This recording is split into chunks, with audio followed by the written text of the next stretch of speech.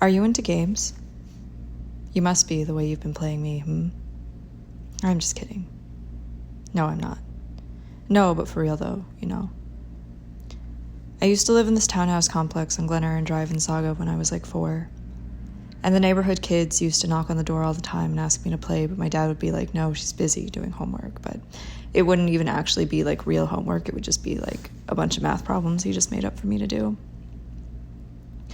So one day those kids just stopped knocking and asking, but I do remember this one time I was allowed to go out and play, and we were at the park and we were digging around in the sand, and one of them found this plastic treasure chest, and I was shook because I guess I hadn't developed a sense of object permanence or something, because I didn't realize that they must have buried this in the sand a while ago so they could find it on this day. But when we found it, and I had thought that we had just come across a chest of buried treasure, it just felt really magical to me. And we split the treasure.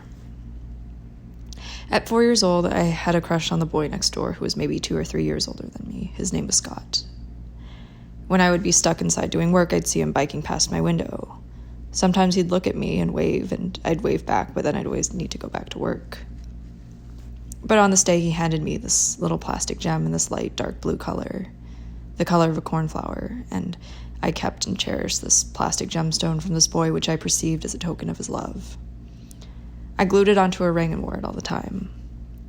Eventually it popped off, though, and I've kept it in this little plastic heart-shaped container I'd used to store beads ever since. I've kept it for all these years. I remember coming across it when I was staying with my parents this past December, locked in a mirror, and I stared at it, and I don't know why it made me emotional, but I think it was just the fact that love back then seemed so simple. Is that corny? I don't know. But I moved in grade 3 and I never saw Scott again. I wonder how he's doing now.